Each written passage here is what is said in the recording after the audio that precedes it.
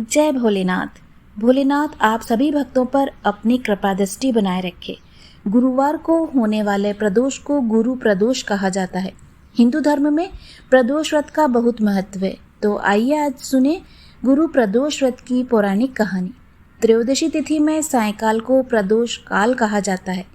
प्रदोष व्रत को मंगलकारी एवं शिव की कृपा दिलाने वाला माना गया है। गुरु प्रदोष त्रयोदशी व्रत करने वाले को 100 गाय दान करने के बराबर फल प्राप्त होता है तथा ये सभी प्रकार के कष्ट और पापों को नष्ट करता है।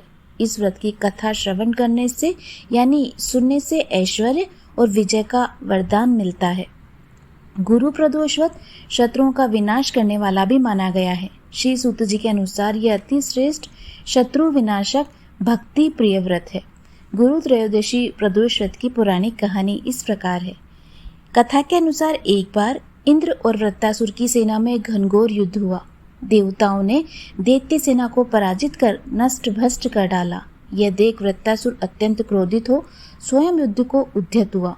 आसुरी माया से उसने विकराल रूप धारण कर लिया। सभी देवता भयभीत हो गए।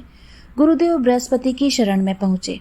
बृहस्पति महाराज बोले, पहले मैं तुम्हें वृत्तासुर का वास्तविक परिचय दे दूं। वृत्तासुर बड़ा तपस्वी और कर्मनिष्ठ है। उसने गंधमादन पर्वत पर घोर तपस्या कर शिवजी को प्रसन्न किया था। पूर्व समय में वह चित्ररथ नामक राजा था। एक बार वह अपने विमान से कैलाश पर्वत चला गया। वहां शिवजी के वाम अंग में माता पार्वती को विराजमान देखकर वह उपहास पूर्वक बोला, हे प्रभु, मोह माया में फंसे होने के कारण हम स्त्रियों के वशीभूत रहते हैं, किंतु देवलोक में ऐसा दृष्टिगोचर नहीं हुआ कि स्त्री आलिंगनबद्ध हो सभा में बैठे। चित्ररथ के ये वचन सुन सर्वव्यापी शिव शंकर हंसकर बोले, हे राजन, मेरा व्यवहारिक दृष्टिकोण पृथक है। मैंने मृत्युदाता कालकूट महाविष का पान किया है, फिर भी तुम असाधारण जन की भांति मेरा उपहास उड़ाते हो। माता पार्वती क्रोधित हो चित्ररथ से संबोधित हुई। उन्होंने बोला, अरे दुष्ट, तूने सर्वव्यापी महेश्वर के साथ मेरा भी उपहास उड़ाया है, अतः मैं तुझे वह शिक्षा दूंगी कि फिर तू ऐसे संतों के उपहास का दुस्साहस कभी नहीं करेगा। अब तू दैत्य स्वरूप धारण कर, विमान से नीचे गिर, मैं तुझे श्राप देती हूँ। जगदम्बा भवानी के अभिशाप से चित्ररथ राक्षस योनि को प्राप्त हुआ और त्वष्टा नामक ऋषि के श्रेष्ठ तप से उत्पन्न हो वृत्तासुर बना। गुरुदेव बृहस्पति आगे बोले, वृत्तासुर बाल्यकाल से ही शिव भक्त रहा, अतः हे इंद्र, तुम बृहस्पति प्रदोषवत शंकर भगवान को प्रसन्न करो।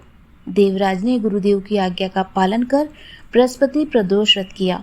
गुरु प्रदोष के प्रताप से इंद्र ने शीघ्र ही वृत्तासुर पर विजय प्राप्त कर ली और देवलोक में शांति छा गई। अतः प्रदोष व्रत हर शिव भक्त को अवश्य करना चाहिए।